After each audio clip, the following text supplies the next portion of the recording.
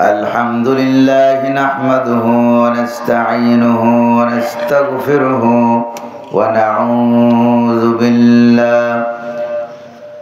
ونعوذ بالله من شرور أنفسنا ومن سيئات أعمالنا من يهد الله فلا مضل له ومن يضلل فلا هادي له ونشهد أن لا إله إلا الله وحده لا شريك له ونشهد أن سيدنا وحبيبنا ومولانا محمدا عبده ورسوله الذي أرسله بالحق بشيرا ونذيرا وداعيا إلى الله بإذنه وسراجا منيرا فقد قال الله تعالى في كلامه المجيد وفرقانه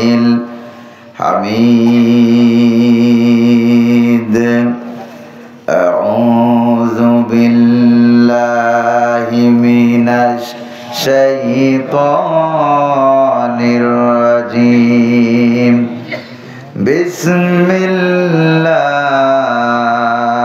الرحمن الرحيم إن الله وملائكته يصلون على النبي يا أيها الذين آمنوا صلوا عليه وسلموا تسليما اللهم صل مولانا محمد وعلى آل سيدنا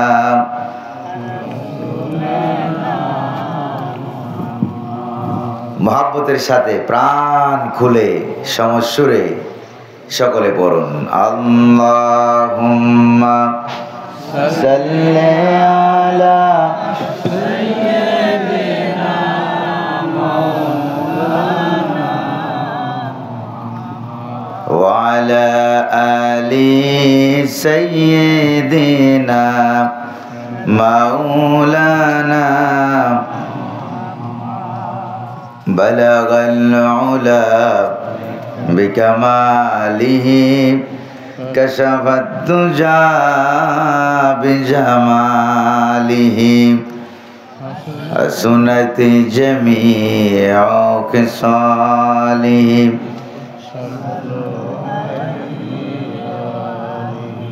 इलाही बख्श दे हमको गुनाहों में भरा हो मैं उम्मीद तेरी रहमत की और शफाअत हुजूर का बलगल उला बिकमालिही कशफत दुजा बिजमालिही सुनत जमीअ खिसालिही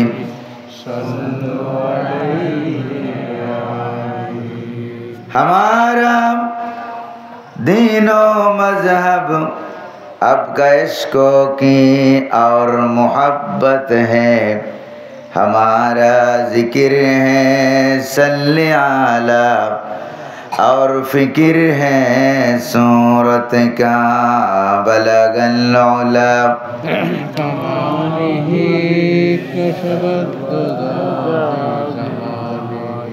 हसनत जमीअ खिसालिही सल्लु अलैहि व आलिहि বাংলাদেশের ঐতিহ্যবাহী সুনামধন্য জেলা दीन इस्लाम मुसलमानদের घाटिर जिला পাবনা জেলার আটঘরিয়া উপজেলাধীন চান্দাই একদন্ত নতুন পাড়া জামে মসজিদ পরিচালনা কমিটি ও এলাকাবাসী কর্তৃক আয়োজিত 2 দিন ব্যাপী বিরাট ইসলামী জলসার আজকের এই প্রথম দিবসে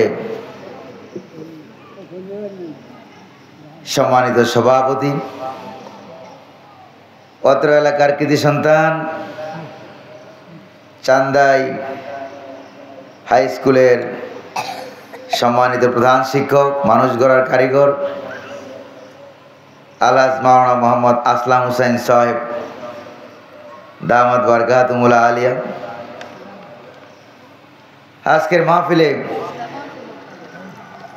বয়ান পেশ করার কথা ছিল আপনাদের এলাকার সাবেক চেয়ারম্যান, একদন্ত ইউনিয়ন পরিষদের সাবেক সফল চেয়ারম্যান, ইসলামী আন্দোলনের সিবা সালার, আপনাদের এলাকার রত্ন এবং গৌরব হযরত মাওলানা মোহাম্মদ লুকমান হুসাইন সাহেব, কিন্তু অ্যাক্সিডেন্ট করার কারণে প্রিয় ভাইটি আজকের মাহফিলে জলসায় আসতে পারেন নাই। আমরা দোয়া করবো আল্লাহ পাক যেন তার এই প্রিয় গোলামকে পরিপূর্ণ সুস্থ বানায় দেন, বলি আমিন।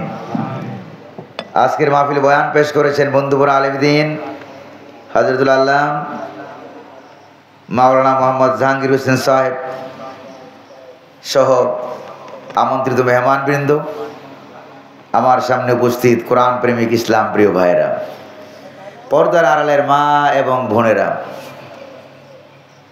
সকলের প্রতি আমার আন্তরিক সালাম। আসসালামু আলাইকুম ওয়া রাহমাতুল্লাহি ওয়া বারাকাতুহু। সালামের জবাবে মনে হয় আপনারা দুর্বল হয়ে গেছেন, অসুস্থ হয়ে গেছেন। আপনাদের এলাকায় বোধহয় রমজান মাস চলতেছে, আপনারা কি সুস্থ না অসুস্থ? এটা বোঝার জন্য আমি আবারও সালাম দিচ্ছি, আসসালামু আলাইকুম ওয়া রাহমাতুল্লাহ। এখন বোঝা যায় যে আপনারা মোটামুটি সুস্থ আছেন এবং ইসলামের জন্য, দ্বীনের জন্য জীবন দিতে রাজি আছেন নাকি নাই? বলেন তো, আজকের মাহফিলে যিনি আসার তৌফিক দিলেন তিনি কে? আরো জোরে বলতে হবে, তিনি কে? পরিবেশকে মনোমুগ্ধকর করে দিলেন, সুন্দর করে দিলেন, না মাইকে অসুবিধা, না লাইটে অসুবিধা, না গরমে অসুবিধা, না শীতে অসুবিধা, নাতিশীতোষ্ণ এয়ার কন্ডিশন পরিবেশ যিনি করে দিলেন তিনি কে? সে আল্লাহ পাকের দরবারে আমরা নতশিরে শুকরিয়া জ্ঞাপন করছি, শুকরিয়া আদায় করি যে আল্লাহ পাক দীর্ঘ প্রায় 15-16 বছর পর আমাদের বাংলার জমিনে কোরআন কারীমের তাফসীরের আয়োজন করার সুযোগ করে দিলেন। জোরে বলেন ঠিক না? সে আল্লাহ পাকের দরবারে কায়মানুবাক্যে, বীর বিক্রমে, সিংহ গর্জনে, পুরুষোচিত কণ্ঠে, পুরুষের মতো আওয়াজ করে, আকাশ বাতাসকে মুখরিত করে, অন্তরের গভীর কুন্দর থেকে ভালোবাসা ভরা মহব্বতের সাথে শুকরিয়া জ্ঞাপন করছি। সকলে পড়ছি আলহামদুলিল্লাহ। রব্বানা লাকাল হামদ হামদান কাসীরান তাইয়িবান মুবারাকান ফি। শুকরিয়া আদায় করলাম কার? দুরূদ শরীফ পড়লাম কার? দুরূদ শরীফ কি আল্লাহ নেই? দুরূদ শরীফ কি আল্লাহর না মুহাম্মদুর রাসূলুল্লাহ সাল্লাল্লাহু আলাইহি ওয়াসাল্লামের দরবারে আমরা দুরূদুস সালাম, সালাতুস সালাম পাঠিয়েছি। তিনি যেন আল্লাহ পাক যেন দয়া করে, মেহেরবানি করে আমাদের দুরূদুস সালামকে সোনার মদিনায় পৌঁছে দিন, আমরা বলি আমিন। আজকের মাহফিলে আসতে পেরে আপনারা খুশি না বেজার? কম না বেশি? আজকের মাহফিলে আমরা বেশি কথা বলবো না, কথা বলবো যত সামান্য। তবে আল্লাহ পাকের আখিরি কালাম, কালামে রব্বানি, কালামে হাক্কানি, এই কোরআন কারীম থেকে আমরা সরাসরি ডাইরেক্ট কিছু কথা বলতে চাই এবং শুনতে চাই। আপনারা কি রাজি আছেন নাকি নাই? দেখি কারা কারা রাজি নাই তারা একটু হাত তুলে দেখেন। এই কয়েকজনে হাত তুলছে। রাজি নাই না বুঝে নাই? আল্লাহ যেন বুঝার তৌফিক দান করেন, বলে আমিন। আল্লাহ তাআলা হাতেরটা নেন না, কোনটা নেন বলেন তো? অন্তরে যেটা আছে সেটা আল্লাহ পাক নেন। আল্লাহ পাক হাতেরটা, জবানেরটা কখনো নেন না। আল্লাহ পাক যেন আমাদের অন্তরগুলিকে দিন ইসলামের জন্য কবুল করেন বলে আমিন। তো ওই জায়গা থেকে আমরা আলোচনা শুরু করব, বয়ান শুনবো, যেটা আমরা সবসময় পারি, সবসময় পড়ি, সবসময় জানি।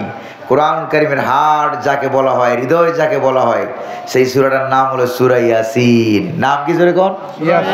সূরা ইয়াসিন। সেই সূরা ইয়াসিন থেকে আমরা যত সামান্য আলোচনা শুনে আমলের নিয়তে আমরা শুনবো এবং সেটা শুনে আমরা চলে যাব ইনশাআল্লাহ। তৌফিক দেওয়ার মালিক কে? ওয়া তৌফিকি ইল্লা বিল্লাহ। তবে হ্যাঁ, কোরআন কারীমের চূড়ান্ত শত্রু হলো শয়তান। জোরে বলেন না, চূড়ান্ত শত্রুর নাম কি? শয়তান। শয়তান আবার কয় প্রকার বলেন তো? দুই প্রকার, মিনাল জিন্নাতি ওয়ান নাস। মানুষ শয়তান আর জিন শয়তান। জিন শয়তান যাকে আক্রমণ করে, শুনেন ভালো করে, জিন শয়তান যাকে আক্রমণ করে তাকে আপনারা আলেম ওলামার কাছে নিয়ে যান, যারা জিন টিন ছাড়ায় তাদের কাছে নিয়ে যান। ওনারা বিভিন্ন দোয়া কালাম পড়ে, ফু দেয়, আয়াতুল কুরসি পড়ে, সূরা ইয়াসিন পড়ে, ঠিক না? তারপরে জারফুক করে ফু দেয়, এরপরে জিন শয়তান দৌড়াইয়া পালাইয়া চলে যায়। জোরে বলেন ঠিক না? দোয়া কালাম পড়ে কোরআন খতম করে ফু দিবেন, জিন শয়তান দৌড়ে পালাইয়া যাবে। কিন্তু মানুষ শয়তান যেগুলো, এগুলিকে গোটা 30 পারা কোরআন খতম কইরা ফু দিলেও কোনো লাভ হয় না। ওইটা যেমন কুকুর তেমন মুগুর লাগে। জোরে বলেন ঠিক কিনা? আমার বাংলাদেশের দামাল ছেলেরা, কামাল ছেলেরা, ছাত্র সমাজ, তারা জালেম শাসক স্বৈরাচারের বিরুদ্ধে 16-17 বছর অপেক্ষা করার পর, এর আগে বহু কিছু করা হয়েছে, একটাতেও কোনো কাজে আসে নাই। সর্বশেষ যখন যেমন কুকুর তেমন মুগুর, কারণ মানুষ শয়তান তো, মুগুর ছাড়া ডান্ডা ছাড়া ঠান্ডা হবে না। এই জন্য যখন এরকম দেওয়া হলো, তখন আর সারা বাংলার জমিনে পালাবার কোনো জায়গা পায় নাই। জোরে বলেন ঠিক কিনা? তাহলে শয়তান যেমন মেডিসিন দেওয়া লাগবে, তেমন কুকুর যেমন মুগুর দেওয়া লাগবে, তেমন এই মুগুর দেওয়ার ফলে আল্লাহ পাক আমাদেরকে একটা পরিবেশ তৈরি করে দিয়েছেন। তো মানুষ শয়তান আর জিন শয়তানের ওয়াসওয়াসা থেকে আল্লাহ পাকের কাছে আমরা পানা চাই। পরম করুণাময়, অতীব দয়ালু আল্লাহ সুবহানাহু ওয়া তাআলার নামে আমরা শুরু করি। পড়ুন আমার সাথে, আউযু বিল্লাহি মিনাশ শাইতানির রাজিম, বিসমিল্লাহির রাহমানির রাহিম। وجاء من أقصى المدينة رجل يسعى قال يا قوم اتبعوا المرسلين اتبعوا من لا يسألكم أجرا وهم مهتدون وما لي لا أعبد الذي فطرني وإليه ترجعون। সাদাকাল্লাহুল আযীম। মহাগ্রন্থ পবিত্র কোরআন কারীমের গুরুত্বপূর্ণ এবং দামি সূরা, কোরআন কারীমের হার্ট এবং হৃদয় যাকে বলা হয়, যেই সূরাটা তেলাওয়াত করলে, একবার খতম করলে, তেলাওয়াত করলে পরে 10 খতম কোরআনের সওয়াব আল্লাহ তার আমলনামায় দিয়ে দেয়। আর আসতে বলেন সুবহানাল্লাহ। আপনাদের এলাকায় সুবহানাল্লাহ বললে সওয়াব হয় না গুনাহ হয়? কতটুকু সওয়াব হয়? তামলাউ মা বাইনাস সামাই ওয়াল আরদ, আকাশ এবং জমিনের মাঝখানে ফাঁকা জায়গা যদ্দূর, এই পুরোটা ফাঁকা জায়গা আল্লাহ পাক একবার সুবহানাল্লাহ বলার বদৌলতে সওয়াব দিয়ে ভরপুর করে দেন। আর জোরে কোন সুবহানাল্লাহ। তো এক মাহফিলে যখন এটা বলছিলাম, তো এক মুরব্বী বলল যে হুজুর ওয়াজ বন্ধ করেন, আমার প্রশ্নের জবাব আগে দেন, এরপরে বয়ান শুরু করেন। তা আমি বললাম যে কি কথা আপনার বলেন। তো এই মুরব্বী বলল যে হুজুর, আপনার এই যে আপনি ওয়াজ করলেন, একবার সুবহানাল্লাহ বললে ফাঁকা জায়গা সব সবে ভরে গেছে। তো দ্বিতীয়বার যে আবার সুবহানাল্লাহ বললাম, ওই সবটা জায়গা হলো কই? ওইটা আগে বলেন, এরপরে ওয়াজ আর বয়ান শুরু করেন। তখন আমি বললাম যে মুরব্বী, আল্লাহর কাছে জায়গার কোনো অভাব, সওয়াবের কোনো অভাব। তখন আমি বললাম শুনেন, আপনার জবাবটা আগে দেই। আল্লাহ রাব্বুল আলামিন বলেন والسماء بنيناها بأيدي وإنا لموسعون। আল্লাহ পাক বলেন আকাশকে আমি আমার কুদরতি হাত দিয়ে সৃষ্টি করেছি, তৈরি করেছি, আর প্রতিনিয়ত প্রতিটা মুহূর্তে ওই আকাশ মণ্ডলীকে আমি আল্লাহ বড় করতেছি। তাহলে আল্লাহর কাছে জায়গার কোনো অভাব। এটা মুহাম্মদ সাল্লাল্লাহু আলাইহি সাল্লাম একটা সওয়াবের উদাহরণ দেখালেন যে একবার সুবহানাল্লাহ বললে যদি এত সওয়াব হয়, এত সওয়াব হয়, যারা বেশি বেশি করে সুবহানাল্লাহ, আলহামদুলিল্লাহ, আল্লাহু আকবার বলবে, আল্লাহ পাক পরকালে তার সওয়াবের আমলনামা পাল্লা ভারী বানাইয়া তাকে জান্নাতের ব্যবস্থা করে দিবেন। আবার বলেন সুবহানাল্লাহ। প্রিয় ভাইরা আমার, আপনারা এই সূরা থেকে আমি যে ঘটনা আলোচনা শুরু করব, বয়ান শুরু করব, আপনাদের কাছে বয়ান শুরু করার আগে কয়েকটা প্রশ্ন আমি জেনে নিতে চাই। আপনারা কোরআনের পক্ষে কারা কারা আছেন তারা একটু হাত তুলে দেখান।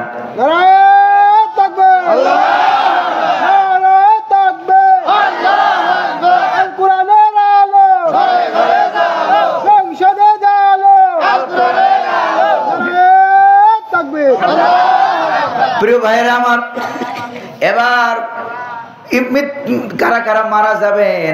দুনিয়াতে আমরা চিরস্থায়ী ভাবে আসি নাই, আমরা দুনিয়াতে থাকবো না। মারা যাবেন কারা কারা তারা একটু হাত তুলে দেখান। সন্দেহ আছে নাকি? জোরে কোন। মৃত্যুর পর কারা কারা জান্নাতে যেতে চান? চান নাকি চান না? সেটাও জান্নাতে যেতে চান। এবার আমি আপনাদেরকে বলি, মৃত্যুর পর পরকালে হাসরের ময়দানে যেই জান্নাতে যেতে চান, মৃত্যুর সময় ওই জান্নাতটা দেখা মরতে চান কারা কারা তারা একটু বলেন। জান্নাত দেখা কি মরতে চান? এরকম জান্নাত দেখে দেখে মারা গিয়েছিল একটি লোক, তার কথা আল্লাহ পাক সূরা ইয়াসিনে ডাইরেক্ট উঠিয়ে দিয়েছেন। আল্লাহু আকবার বলেন। আজীবন নবীর পক্ষে ছিল, দ্বীনের পক্ষে ছিল, জালেমের পক্ষ অবলম্বন করে নাই।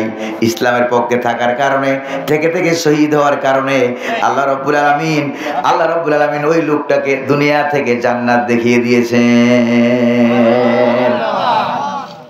প্রিয় ভাইরা আমার, একটা দেশ, একটা ভালো মানুষ ছিল। কয়টা?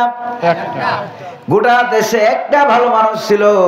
হযরত ঈসা আলাইহিস সালামের জমানায়, আজ থেকে প্রায় কয়েক হাজার বছর আগে, হযরত ঈসা আলাইহিস সালাম তিনি ফিলিস্তিন এলাকায় বসবাস করতেন, যেটা বর্তমানে ইহুদিরা হামলা করে প্রত্যেক দিন প্রতিনিয়ত।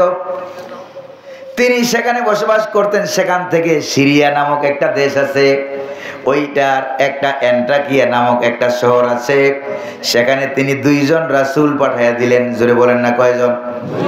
আরো জোরে বলেন না কয়জন?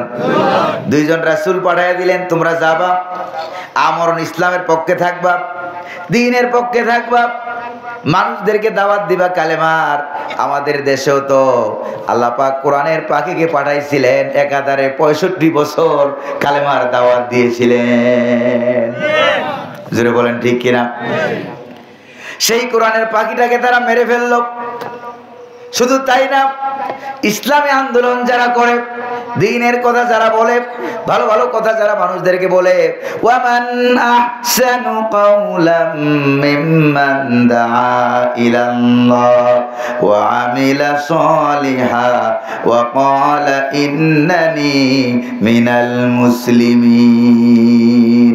এর থেকে ভালো কথা আর কার হবে? যে মানুষদেরকে কার পথে ডাকে? জোরে বলেন না কার পথে? আল্লাহর কসম, আমরা মানুষদেরকে কার্ল মার্কসের দিকে ডাকি না, লেনিনের দিকে ডাকি না, ধর্মনিরপেক্ষ মতবাদের দিকে ডাকি না, জাতীয়তাবাদের দিকে ডাকি না, মানুষের বানানো আইনের দিকে আমরা ডাকি না। আমরা ডাকি ওই আল্লাহর দিকে যে আল্লাহ আমাদেরকে বানিয়েছেন। ঠিক কিনা? সে আল্লাহর দিকে আমরা ডাকি, ওই আল্লাহর দিকে ডাকনেওয়ালা মানুষগুলিকে ধরে ধরে তারা জেলখানায় ঢুকিয়ে দিল, মিথ্যা মামলা দিয়া ফাঁসির কাস্টে ঝুলাইয়া দিল, দুনিয়া থেকে হাসি মুখে চলে গেল। আমার মনে হয় মৃত্যুর আগে আল্লাহ তাদেরকে জান্নাত দেখিয়ে দিয়েছেন। জোরে বলেন ঠিক কিনা? আপনাদের পাবনা জেলার লোক আছে নাকি নাই? জোরে বলেন না, আছে নাকি নাই? আপনাদের পাবনা এলাকার, পাবনা জেলার মাওলানা শহীদ মতিউর রহমান নিজামী রাহিমাহুল্লাহ, আল্লাহু আকবার, দ্বীনের জন্য জীবন দিয়েছে, ইসলামের জন্য জীবন দিয়েছে। আপনাদের পাবনা জেলার মাওলানা শহীদ আব্দুল সুবহান, যিনি জীবনে একবারের জন্য এমপি নির্বাচন করে ফেল করেন নাই। জোরে বলেন ঠিক কিনা? কোরআনের কথা বলতেন, দ্বীনের কথা বলতেন, তাকে পর্যন্ত ধরে ফাঁসি দিয়ে মারা হয়েছে। জোরে বলেন ঠিক কিনা? কিন্তু যারা মেরেছে তারা কি থাকতে পেরেছে? তারা কি দেশে থাকতে পেরেছে? থাকতে পারে নাই। কারণ আলেম ওলামাদের সাথে যারা বেয়াদবি করে 10 বছর 17 বছর পর হইল দেশে থাকতে পারে না, এটাই ইতিহাস। ঠিক কিনা? রাগ করতেছেন বুঝে আপনারা? ঈসা আলাইহিস সালাম 2 জন লোক পাঠায় দিলেন। অল্প কিছুক্ষণ কথা বলা যাবে তো ইনশাআল্লাহ? 6-7 ঘন্টা 8 ঘন্টা সফর করে সে ঢাকা শহর পার হইতে কত ঘন্টা সময় লাগে তা আপনারা জানেন? ঢাকা শহর পার হইতেই কয়েক ঘন্টা সময় লাগে। পার হয়ে এরপরে আপনাদের এলাকায় আস্তে আস্তে এবার কাছাকাছি আইসা অচেনা রাস্তা, ভালোভাবে চিনি না ডান কোনটা বাম কোনটা। তারপরে আস্তে আস্তে প্রায় 9:30 বেজে গেছে। এরপরে আইসা নামাজ পড়লাম, এরপরে হালকা একটু রেস্ট নিয়ে খাবার দাবার করিয়া এরপরে আপনাদের সামনে আসলাম। আপনারা আমার থেকে বেশি কষ্ট পান নাই তো? তবে আমি যা কষ্ট পাইছিলাম আপনাদের আন্তরিকতা দেখিয়া আল্লাহ আমার সেই কষ্ট ভুলে দিয়েছে। আলহামদুলিল্লাহ কোন? আরেকবার বলেন আলহামদুলিল্লাহ। প্রিয় ভাইরা আমার, রাসূল পাঠায় দিল কয়জন? আরো জোরে বলতে হবে, কয়জন? 2 জন রাসূল পাঠাইয়া দিলেন আর বললেন দাওয়াত দিবা কার? পরিস্থিতি যতই খারাপ হোক না কেন আমরা যার দ্বীনের উপরে থাকবো, দাওয়াতের উপরে থাকবো, তিনি কে? আরো জোরে বলেন না, তিনি কে? কত মানুষ পালিয়েছিল, কত মানুষ জেলখানায় ছিল, কত মানুষ জীবন ছেড়েছে, কত মানুষ ব্যবসা বাণিজ্য ছেড়েছে, কত মানুষ বাড়ি ঘর ছেড়েছে, কিন্তু আল্লাহ রাব্বুল আলামিনকে তারা একটা মুহূর্তের জন্য ছাড়ে নাই। আল্লাহু আকবার। 2 জন রাসূল চলে গেল। তারা এবার সিরিয়ার অ্যান্টাকিয়া নামক এলাকায় তারা চলে গেল। সেখানে গিয়ে তারা কালিমার দাওয়াত দিতে লাগলো। তবে সেই শহরে ঢুকতেই তারা দেখে যে একটা সাধারণ মানুষ, গ্রাম্য মানুষ, গরিব মানুষ ইসলামের দাওয়াত আগে কবুল করলো কারা? ধনীরা না গরিবেরা? আর একটু জোরে কর না, কারা? বেহেশতে আগে যাবে ধনীরা না গরিবেরা? গরিবেরা। কিন্তু দুঃখের বিষয় হলো সত্য, আমার দেশে গরিবেরা সালাম পায় না। নামাজ পড়লেও গরিবেরা সালাম পায় না। ওই রিক্সাওয়ালা, ঠেলাওয়ালা, ভ্যান গাড়িওয়ালা গরিব মানুষ, এই জন্য তারা কেউ সালামও দেয় না। কেন দেয় না? গরিব মানুষ, পকেটে টাকা কম বা টাকা নাই। অথচ কোরআন বলছে, হাদিস বলছে গরিব মানুষগুলো নবী মুহাম্মদুর রাসূলুল্লাহ সাল্লাল্লাহু আলাইহি সাল্লামের সাথে একই সাথে ধনী মানুষদের চাইতে 500 বছর আগে আল্লাহ পাক তাদেরকে জান্নাত দান করবেন। সুবহানাল্লাহ। গরিবদেরকে অবহেলা করা হয়, বিবাহ শাদী আচার অনুষ্ঠানে গরিবদেরকে দাওয়াত দেওয়া হয় না। অথচ মোরে দেখেন আপনাদের এলাকায় তো মানুষ মারা যায় নাকি যায় না? মানুষ যখন মারা যায় তখন ধনী মানুষ ঘুমায়, মাইকের আওয়াজ শুনলো সকালে যাব, সকালে আস।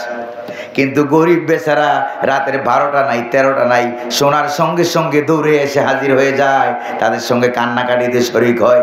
এরপরে জিজ্ঞেস করে যে ভাই আপনার বাবা মারা গেছে, কোন জায়গায় কবর খুঁড়বেন এটা একটু দেখাইয়া দেন। কবর খুঁড়ে সহযোগিতা করে, জোরে বলেন ঠিক কিনা? গরিব মানুষগুলো আগে আগে দৌড়ে আসে মানুষ মারা যাওয়ার কথা শুনে। কিন্তু দুঃখের বিষয় হলো সত্য, যখন বিবাহ শাদী আচার অনুষ্ঠান যখন হয় তখন ওই গরিবগুলি দাওয়াত পায় না, বাছাই করে করে বড় লোকদেরকে দাওয়াত দেওয়া হয়। এরকম কালচার সংস্কৃতি আপনাদের এলাকায় মনে হয় নাই? আছে নাকি নাই? আল্লাহর নবীজি বলেছেন ওই অনুষ্ঠানে কোনো বরকত হবে না, যে অনুষ্ঠানে বাছাই করে করে ধনীদেরকে দাওয়াত দেওয়া হয়, গরিবদেরকে দাওয়াত দেওয়া হয় না, ওই অনুষ্ঠানে বিন্দুমাত্র বরকত হবে না। তাইলে গরিব আছে যেখানে আমরা আছি, তাহলে আজ থেকে কি ওয়াদা করতে পারেন গরিব মানুষকে দেখে আগে সালাম দিবেন? কারা কারা একটু হাত তুলে দেখান। রাজি আছেন নাকি নাই? রাজি আছেন? আল্লাহ কবুল করুন, বলি আমিন। প্রিয় ভাইরা আমার, ওই দুইজন নবী এন্টাকিয়া শহর দিয়ে ঢুকতেই দেখে যে একটা গরিব মানুষ।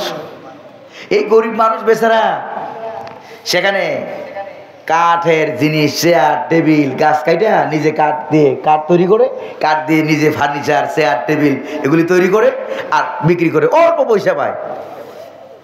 তো শহরে ঢুকতেই দেখে গরিব মানুষ।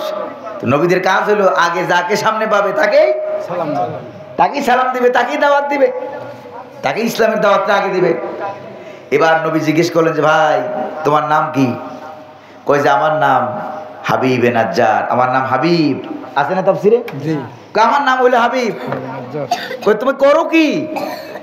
বাড়িঘর কোথায়? কই যে আমি গরিব মানুষ, বাড়িঘর নাই, পাশে পাহাড় আছে, পাহাড়ের গুহায় কোন রকম জীবন কাটাই দেই, কাঠের ব্যবসা করে হালকাবাদি যা পয়সা পত্র পাই এগুলি দিয়ে কোন রকম জীবন চালাই। হঠাৎ করে ওই দুইজন পয়গাম্বর তাকায় দেখে এই কাঠুরিয়া, ওই যে গরিব মানুষটার গোটা শরীর দাগ দাগ কালো কালো পড়ে আছে, গোটা শরীর কুষ্ঠ রোগে আক্রান্ত। জিজ্ঞেস করলেন ভাই তোমার শরীরটা আক্রান্ত কেন? কই যে আজ থেকে প্রায় 50-60 বছর হবে। তাফসিরে দুরুল মানসুরের ভিতরে ঘটনা ইমাম জালালউদ্দিন সৈয়দী রহমতুল্লাহ আলাইহি উল্লেখ করেছেন যে 50 থেকে 60 বছর পর্যন্ত লোকটা কুষ্ঠ রোগে আক্রান্ত। ভাই তোমার ধর্ম কি?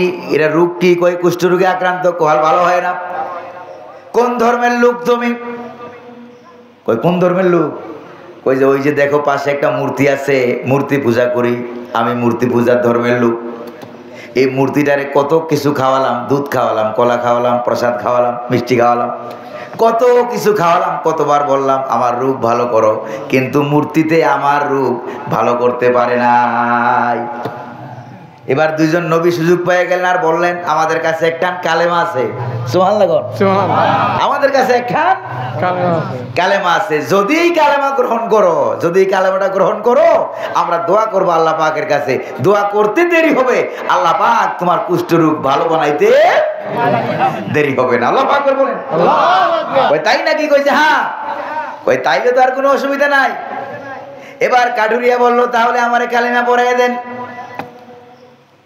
পয়গম্বররা বলল তাহলে তুমি কালেমা পড়ো, লা ইলাহা ইল্লাল্লাহু ঈসা রূহুল্লাহ, লা ইলাহা ইল্লাল্লাহ, কালেমা পড়ো। আল্লাহ ছাড়া কোনো ইলাহ নাই, কোনো মাবুদ। ঈসা আলাইহিস সালাম আল্লাহ পাকের আল্লাহর রাসূল। সেই কালেমা তখন মুহাম্মদ সাল্লাল্লাহু আলাইহি সাল্লাম দুনিয়াতে আগমন করেন নাই। তো এই কালেমা পড়ার সঙ্গে সঙ্গে দুইজন পয়গম্বর দোয়া করলো, আল্লাহ তার কুষ্ঠরোগ ভালো বানায় দাও। দোয়া করে হাত নামাবার আগেই দেখে কুষ্ঠরোগ ভালো হইয়া, শুধু ভালো হয় নাই, 50 বছরের রোগ ভালো হইয়া গোটা শরীরে যা দাগ টাগ যা ছিল সব মুছে গিয়া ইমানের নূরে গোটা শরীর চকচক করতেছে। রোগ ভালো হওয়া মাত্র এবার ওই কাঠুরিয়া মিস্ত্রি বেচারা দৌড় মারলো মূর্তির দিকে দৌড় মারিয়া মূর্তি ঠ্যাং ধরে মারলো এক আশা। তুই কি খোদা নাকি এখান বেহুদা? 50 বছর 60 বছর তোর ইবাদত করলাম, দুধ কলা খাওয়ালাম, আমার রোগ ভালো করতে পারিস নাই? তোর মতো খোদার আর আমার কোনো দরকার নাই। প্রিয় ভাইরা আমার, এই মূর্তি চিনতে আমার দেশের আগে যারা সরকারে ছিল জায়গায় জায়গায় মূর্তি বানাইছে না বানায় নাই? কতক্ষণ বাপের মূর্তি, কতক্ষণ আব্বার মূর্তি, কতক্ষণ প্রিয় নেতার মূর্তি, জুড়ে বলেন ঠিক কিনা? এই মূর্তি চিনতে ওরা ভুল করলো। আপনাদের এলাকায় কুকুর আছে নাকি নাই? আচ্ছা আপনারা কি বলেন, কুকুর বলেন না কুত্তা বলেন? কি বলেন? কুকুর আর কুত্তাও দুইটাই বলেন। কখন কোনটা বলেন? কুকুর বলেন কখন মেজাজ ভালো থাকে যখন, কুত্তা বলেন কখন মেজাজ খারাপ, জোরে কোন ঠিক কিনা? এবারে কুত্তাগুলি কিন্তু ওই যে আপনার মূর্তি চিনতে ভুল করে না। একবার নবী মুহাম্মদ সাল্লাল্লাহু আলাইহি সাল্লামের কাছে এক যুবক এক ভাঙা মূর্তি নিয়ে হাজির হয়ে গেছে। হুজুর ডাক দিয়ে বলেন, যুবক তোমার এই ভাঙা খোদারে নিয়ে আমার কাছে কেন আসছো? কই যে ইয়া রাসূলুল্লাহ, এইটা ছিল আমার খোদা, এইটা নিয়ে আমি যেখানে যাই রাস্তাঘাটে যেখানে যাই সেখানে এটা আমার সাথে রাখি, না জানি কোন সময় কোন বিপদ আপদে মুসিবতে পড়ি। তো হঠাৎ করে রাস্তা দিয়ে হাঁটতে গিয়া আমার প্রকৃতির ডাক এলো, পেশাব পায়খানা যাওয়ার প্রয়োজন হলো। তখন মনে মনে ভাবলাম, এরকম টয়লেটে বাথরুমে খোদাকে নিয়ে যাওয়া তো উচিত হবে না। কি বলেন আপনারা? মোটেই ঠিক হবে? মোটেই ঠিক হবে না। খোদাকে গাছের নিচে রেখে রাস্তার উপরে রেখে গেলাম কাম সারতে। কাম সেরে এসে দেখি আমার কামও সারা, খোদার কামও সর্বনাশ। খোদার কামও সারা, খোদার মাথা থেকে শুরু করে পা পর্যন্ত ভিজা। মনে মনে ভাবলাম, খোদার শরীর ভিজা, অবশ্যই কোনো রহমত বরকতের পানি টানি হবে। হাত দিয়া মুখে নিয়ে চাটতে লাগলাম, খাইতে লাগলাম। পরে দেখলাম কেমন ঝাঁঝালো দুর্গন্ধ। ছি, এত দুর্গন্ধ, এত ঝাঁঝালো, এত বেমজা। বরকতের পানি যদি হবে তাহলে এত এরকম দুর্গন্ধ হবে কেন? সন্দেহ জাগলো। ডানে বামে তাকালাম, তাকায় দেখি একটা কুকুর হেঁটে যাচ্ছে, আর নিচের থেকে টপ টপ করে পানি পড়তেছে। আমার বুঝে আসলো কোন বরকতের পানি এইটা। ইয়া রাসূলুল্লাহ, মেজাজটা বড় খারাপ হয়ে গেল। ঠ্যাং ধরে মারলাম এক আছাড়। কুত্তার পেশাব থেকে নিজের বাঁচাইতে পারলি না, আমারে বিপদ থেকে বাঁচাবি কেমনে? জোরে বলেন ঠিক কিনা? প্রিয় ভাইরা আমার, হুজুর বললেন, যুবক তোমার এই ভাঙ্গা খোদারে নিয়ে আমার কাছে কেন এসেছো? যুবক বলল, ইয়া রাসূলুল্লাহ, হে ইয়া হাবিবাল্লাহ, এই মূর্তিগুলোর দুর্বলতা, অক্ষমতা, অসারতা, হীনতা, দীনতা, হতবুদ্ধিতা আমার কাছে ধরা পড়েছে। এগুলি মানুষের কোনো উপকারও করতে পারে না, কোনো ক্ষতিও করতে পারে না, কোনো মঙ্গলও করতে পারে না। এগুলি কখনো আমার খোদা হতে পারে না। আপনার কাছে এসেছি আসল খোদার প্রতি ঈমান আপনি আমারে শিখাইয়া দিবেন। হুজুর বললেন, যুবক তাহলে তুমি পড়ো, আশহাদু আল্লা ইলাহা ইল্লাল্লাহু ওয়াহদাহু লা শারীকা লাহু ওয়া আশহাদু আন্না মুহাম্মাদান আবদুহু ওয়া রাসূলুহু। জিকির করেন, লা ইলাহা ইল্লাল্লাহ, লা ইলাহা ইল্লাল্লাহ, লা ইলাহা ইল্লাল্লাহ, লা ইলাহা ইল্লাল্লাহ, লা ইলাহা ইল্লাল্লাহ, লা ইলাহা ইল্লাল্লাহু মুহাম্মাদুর রাসূলুল্লাহ সাল্লাল্লাহু আলাইহি ওয়াসাল্লাম। প্রিয় ভাইরা আমার, আপনারা বিরক্ত হচ্ছেন না তো? আর অল্প সময় বলা যাবে? 10 মিনিট, 15 মিনিট? প্রিয় ভাইরা, আল্লাহ বলার তৌফিক দান করুন, আপনাদেরকে শোনার তৌফিক দান করুন বলি আমিন। প্রিয় ভাইরা, এবার নবী ছিল কয়জন? এবার নবী উম্মত হইল কয়জন? মিস্ত্রি বেচারা কাঠুরিয়া গরিব মানুষ কয়জন? একজন। তাকে এবার বললেন, নামাজ শিখিয়ে দিলেন, দোয়া শিখিয়ে দিলেন, বললেন তুমি ফাঁকে ফাঁকে নামাজ পড়বা, ফাঁকে ফাঁকে দোয়া পড়বা, আমরা তোমাদের এই অ্যান্টাকিয়া শহরের একবারে মাঝখানে আমরা ঢুকে যাব, ঢুকে তোমার দেশের সরকারকে আমরা কালেমার দাওয়াত দেবো। আল্লাহু আকবার বলেন। তোমার দেশের এমপি, মন্ত্রী, মেম্বার, চেয়ারম্যান, সরকার যা যা আছে সব মূর্তি পুজো, কাফের, বেদিন, তাদেরকে আমরা কালেমার দাওয়াত দেব।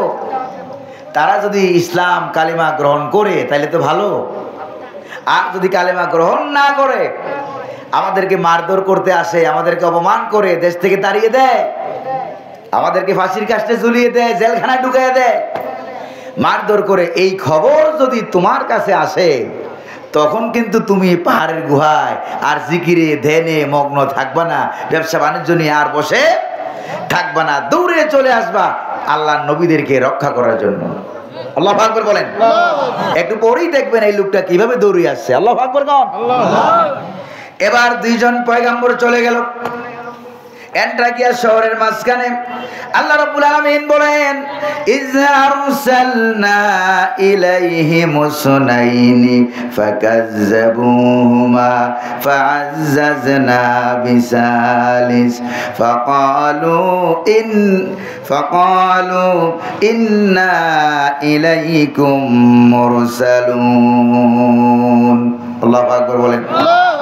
এবার দুইজন যখন এন্টাকিয়া শহরের মাঝখানে চলে গেল, ফাকাজ্জাবুহুমা, সে এলাকার লোকেরা, এন্টাকিয়া শহরের লোকেরা, কাফের বেদিন নেতা নেত্রীরা বলল, তোমরা নবী না, তোমরা রাসূল না, তোমরা পয়গম্বর না।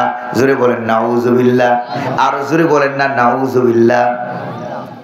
এবার নবীরা বললেন, আল্লাহ পাক তখন বললেন, দুইজন নবীকে যখন অস্বীকার করা হলো তখন আল্লাহ পাক বলেন ফাআজ্জাজনা বিসালিসিন, তখন আমি আল্লাহ আমার পক্ষ থেকে আরেকজন রাসূল পাঠাইয়া দিলাম।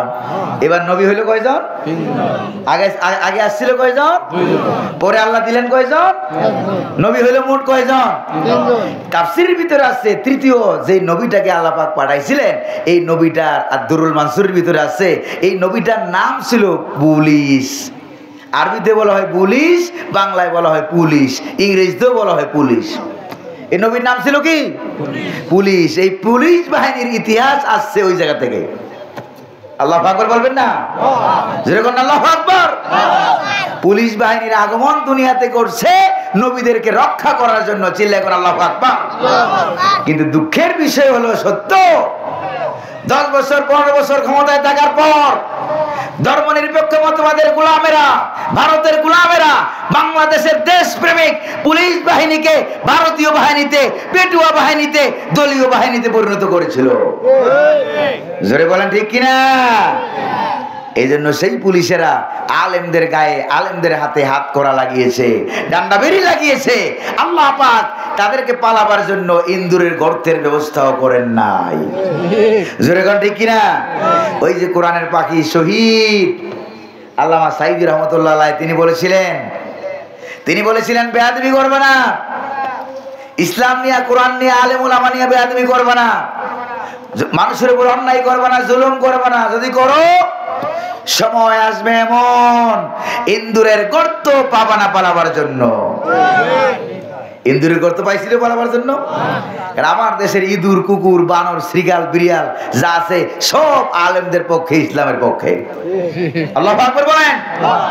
এই জন্য ওরা আলেম ওলামাদেরকে জায়গা দিয়েছে, তারপরে জালেমদেরকে তারা জায়গা দেয় নাই। আপনাদের এলাকায় ইঁদুর, আপনারা ইঁদুর বলেন না ইন্দুর বলেন? আচ্ছা, দুইটাই বলেন। এই যে ইঁদুরগুলো ছোটকাল থেকে আপনারা ইঁদুর চিনেন নাকি চিনেন না? কোন তো ওই যে ছোটকালে দাঁত পড়ছিল, দাঁত নিয়ে গেছিলেন কোন জায়গায়? কোন আমার এবার খাইছেন ধরা? দাঁত নিয়ে গেছিলেন কোন জায়গায়? ইঁদুরের কাছে গেছে। যে কি বলছিলেন কোন তো আপনারা? কি বলছিলেন? সোনার দাঁত নিয়ে লোহার দাঁত দেন। ও ইঁদুর আমার কি সোনার দাঁত নিয়ে লোহার দাঁত। আমি যেখানে জন্মগ্রহণ করেছি সেই কুমিল্লা জেলায়, সেই এলাকায় শিশুকালে আমরা বলতাম, এখন বলে মাঝে মাঝে যে ইঁদুর রে ইঁদুর, আমার মোটা দাঁত নিয়ে তোমার চিকন দাঁত দাও। আচ্ছা, এটা শুনে আল্লাহ কয়, ওর 14 গোষ্ঠীরে মোটা চিকন যা দাঁত আছে সব দিলাম আমি, আর এখন আমারে বাদ দিয়া, আমারে ধুইয়া দাঁত চায় এখন ইঁদুরের কাছে। তাহলে আমার দেশের ইঁদুরগুলি ভাইরা, এটা কি বলা যাবে? ইঁদুরের কাছে এটা বলা যাবে? চিল্লায় বলেন না দাঁত দেওয়ার মালিক কে? আল্লাহ সুবহানাহু ওয়া তাআলা। প্রিয় ভাইরা আমার, এবার দুইজন নবী, আরেকজন পুলিশ নবী। আল্লাহু আকবার বলেন। তিনজন মিলে কালেমার দাওয়াত দিতে লাগলো। ওরা বলল আপনার তোমরা মিথ্যুক। এবার তিনজন মিলে জবাব দিল, ক্বালু মা আনতুম ইল্লা বাশারুম মিসলুনা ওয়া মা আনজালার রাহমানু মিন শাইইন আনতুম ইল্লা তাকযিবুন। আর জোরে বলেন না আল্লাহু আকবার। এবার পয়গম্বররা বলল, ওরা যখন বলল তোমরা আমাদের মতোই মানুষ, আমাদের কাছে আমরা যেরকম নবী না, আমাদের কাছে ওহী নাজিল হয় না, তোমাদের কাছেও ফেরেশতা আসে না, ওহীও নাজিল হয় না, তোমরা আমাদের মতোই সাধারণ মানুষ। মহান পরাক্রমশালী আল্লাহ পাক তোমাদের কাছে কোনো কিছু নাজিল করেন নাই, তোমরা মৃত্যুক ছাড়া কোনো কিছু নও। জোরে বলেন নাউজুবিল্লাহ। নবীরা কি মিথ্যা কথা বলে জীবনেও? কোন নবীর আমল নামায় কোনো গুনাহ নাই। আল্লাহু আকবার বলেন। আছে কোনো গুনাহ? এজন্য কোন নবীরা মাসুম, নবীরা বেগুনাহ, নবীদের আমল নামায় গুনাহ নাই। এজন্য কোন নবীকে কবরে কোনো প্রশ্ন করা হয় নাই। জোরে কোন আল্লাহু আকবার। এটা হলো আহলে সুন্নাত ওয়াল জামাতের আকীদা। কারণ নবীদেরকে কি প্রশ্ন করা হবে? উম্মতদেরকে নবী সম্পর্কে প্রশ্ন করা হয়। আল্লাহু আকবার বলেন। এজন্য কোন নবীকে হাসরের ময়দানে আমলনামা দেওয়া হবে না, আমলনামা দেওয়া হবে না, হিসাব নেওয়া হবে না, কোনো প্রশ্ন জিজ্ঞেস করা হবে না।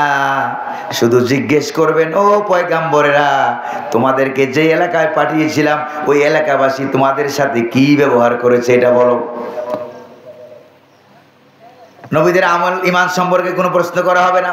বিনা আমল নামায়, বিনা হিসাবে আল্লাহ রাব্বুল আলামিন পয়গাম্বরদেরকে জান্নাত দান করবেন। সুবহানাল্লাহ। বিনা আমল নামায় জান্নাত দিবেন কে? আল্লাহ।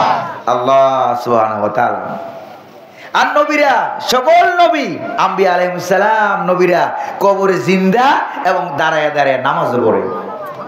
আর জোরে কোন সুবহানাল্লাহ।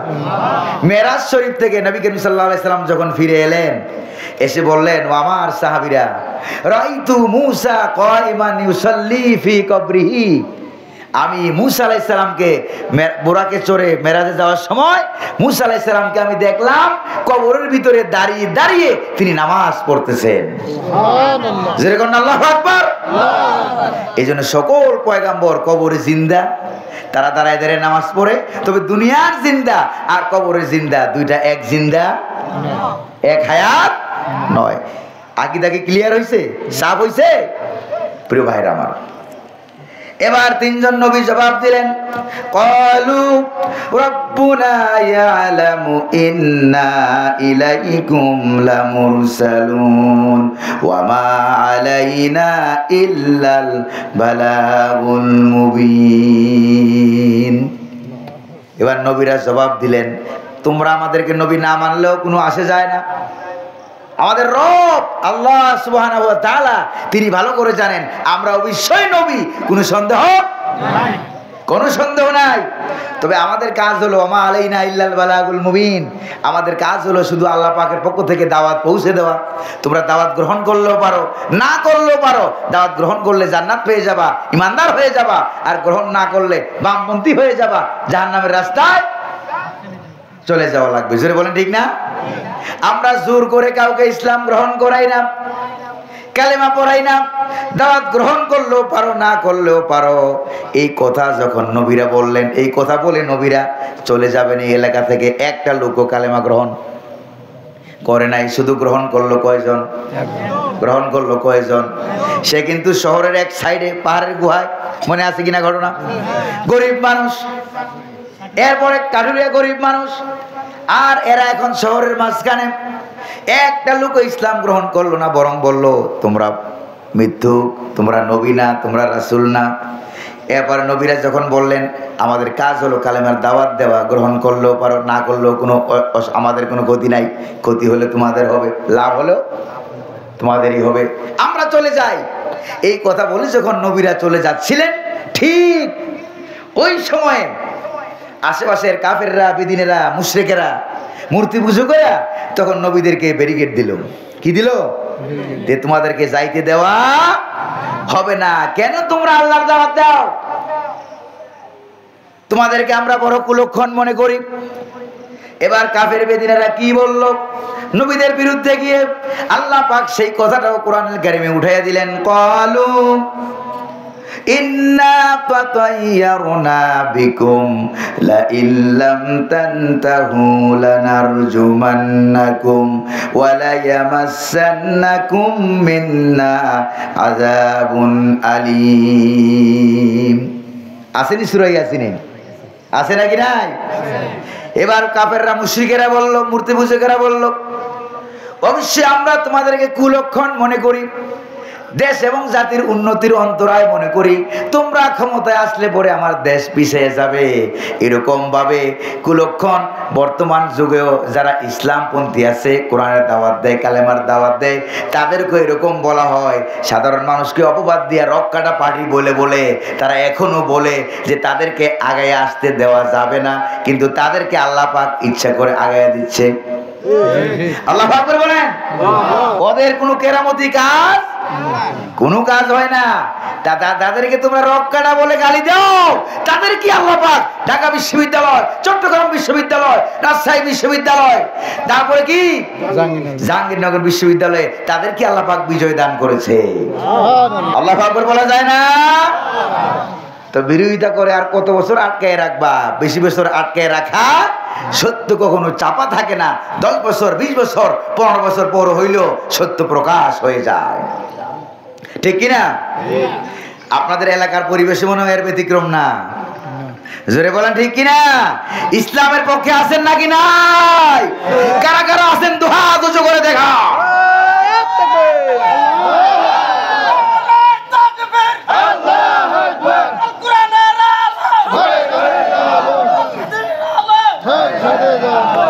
প্রিয় ভাইরা আমার, প্রিয় ভাইরা আমার, পরিস্থিতি যতই খারাপ হোক না কেন একদিন তো মরাই লাগবে। সর্বোচ্চ বেদিনের আমাদেরকে মেরে ফেলতে পারবে, একদিন তো এমনিই মরা লাগবে। মরতেই যখন হবে কোরআন কারিমের পক্ষে থেকেই মরবো। জোরে বলেন ঠিক কিনা? কারোর সাথে এই ক্ষেত্রে, এই বিষয়ে কারোর সাথে বিন্দু মাত্র কোনো আপোষ হবে না। প্রিয় ভাইরা আমার, নবীরা কি কুলক্ষণ হতে পারে কোন? তো নবীদেরকে তারা বললো কুলক্ষণ। কারণ হলো তাফসিরে জাল্লানের ভিতরে আছে, নবীদেরকে কুলক্ষণ বলার কারণটা হলো নবীদের দাওয়াত যখন তারা মানে নাই, এই কারণে আল্লাহ পাক আকাশ থেকে বৃষ্টি দেওয়া বন্ধ করে দিয়েছেন, জমিন থেকে ফল ফসল দেওয়া আল্লাহ পাক বন্ধ করে দিয়েছেন।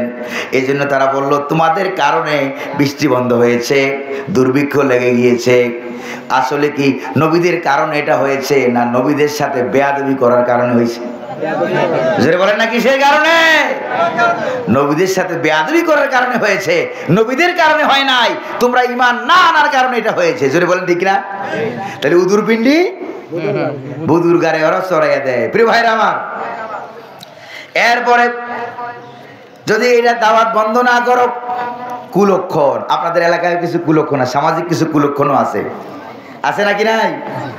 কলা চিনেননি? কলা, এই যে কলা, 2-3টা কলা একসাথে এরকম মাঝে মাঝে লাগে থাকে, ওটা আপনারা কি বলেন? কি কলা? জোড়া কলা। কেউ বলে জমজ কলা, আমাদের কুমিল্লায় বলে জট কলা। কি কলা? জট কলা। এই যে জট কলা যখন বাজারে যখন কলা কিনতে যান, কখনো ভুলে টুলে এই জট কলা, জোড়া কলা কিনে আনলো, বাড়িতে এসে বলে এই মেয়েরা তোরা এটা খাবি না। এটা আপনাদের এলাকায় আছে নাকি না?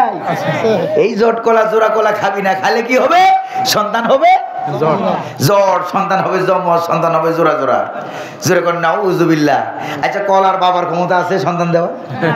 কলার বাবার ক্ষমতা আছে? আল্লাহ কয় সন্তান দেই, ছেলে দেই, মেয়ে দেই আমি। যাকে খুশি কন্যা দান করি, যাকে খুশি ছেলে দান করি, যাকে খুশি ছেলেও দেই, মেয়েও দেই, আর যারে খুশি আমি তারে কিছুই দেই না। আছে না কোরআনে? প্রিয় ভাইরা আমার, আমি আবার আমার ব্যাপারটা বলে উল্টা। আমি যখন কলা কিনতে যাই, যাই দেখি জোড়া কোনটাতে বেশি আছে, কোনটার মধ্যে জোড়া বেশি আছে আমি ওইটা দেখি। কারণ ওইটা জোড়া 4টা একসাথে থাকলো গণবে কয়টা, খাবো কয়টা? কথা কি বুঝে আসছে? খাবো 4টা, গণবো কিনবো 1টা।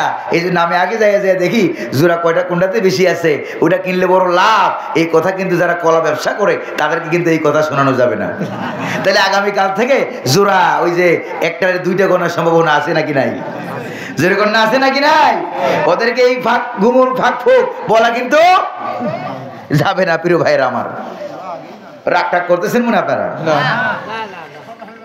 এবার তারা বলল কালেমার দাওয়াত যদি বন্ধ না করো তাহলে লানারজুমান্নাকুম, অবশ্যই তোমাদেরকে হত্যা করে ফেলবো, পাথর মারবো। নাউজুবিল্লাহ পড়েন। নবীদেরকে পাথর মেরে মেরে ফেলা হবে কারণ নবীদের চরিত্র খারাপ। নবীরা কখনো মিথ্যা কথা বলে, ওজনে কম দেয়, খাদ্যে ভেজাল দেয়, কাউকে কষ্ট দেয়? যাদের আমলনামায় জীবনে একটাও কোনো গুনাহই নাই। ওয়ালা ইয়ামাসসান্নাকুম মিন্না আযাবুন আলীম, অথবা এমন রিমান্ড দেব, এমন শাস্তি দেব, কঠিন শাস্তি তোমাদেরকে দিয়ে দেব। জোরে বলেন নাউজুবিল্লাহ। কারণ নবীদের অপরাধ কি? নবীরা বলেছেন লা ইলাহা লা ইলাহা। আরেকটা কথা মাঝখান দিয়ে বলে নেই, নবীরা যখনই যেই যুগে এসে দাওয়াত দিয়েছেন, সর্বপ্রথম নবীদের লা ইলাহা ইল্লাল্লাহ কালিমার দাওয়াতের বিরোধিতা যারা করেছে তারা হলো রাষ্ট্র শক্তি। জোরে বলেন কারা? গরিব মানুষ কখনো নবীদের বিরোধিতা করে নাই। গরিব মানুষেরা কখনো নবীদের বিরোধিতা করে নাই। রিক্সাওয়ালা, ঠেলাওয়ালা, কুলি, মজদুর, ভ্যানওয়ালা, অন্যের জমিনে চাকরি করে শ্রমিক, কৃষক, নবীদের বিরোধিতা কখনো করে নাই। নবীদের বিরোধিতা করেছে ইসলাম বিরোধী রাষ্ট্র শক্তিরা, নমরুদেরা, ফেরাউনেরা, আবু জাহেলেরা। জোরে কোন ঠিক কিনা? এখনো দেখবেন যারা কালেমার দাওয়াতের বিরোধিতা করে, এরাও কিন্তু নমরুদের বাহিনী, এরাও কিন্তু আবু জাহেলের বাহিনী, এরাও কিন্তু ফেরাউনের বাহিনী। চিল্লা এখন ঠিক কিনা? আরো জোরে কোন ঠিক কিনা?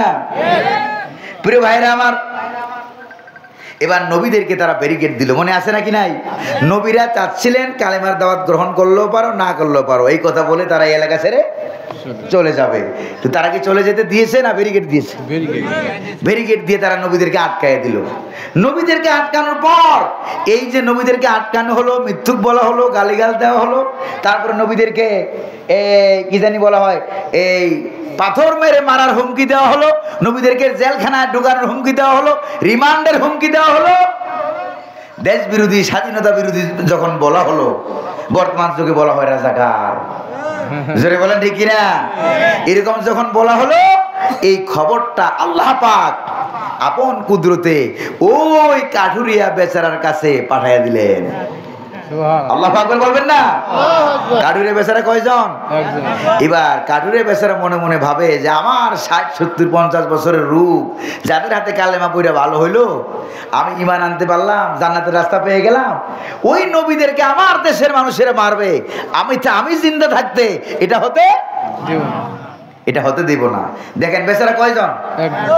বেচারা কি সরকারে ছিল না বিরোধী দলে? কিছুই ছিল না, বিরোধী দলে ছিল, সাধারণ মানুষ ছিল। সে কিন্তু মেম্বারও না, এমপিও না, চেয়ারম্যানও না, মন্ত্রীও না, কারণ সেকালে সরকারটা ছিল কাফের বেদিন। সে মুসলমান বেচারা কয়জন? আরো জোরে বলেন না কয়জন?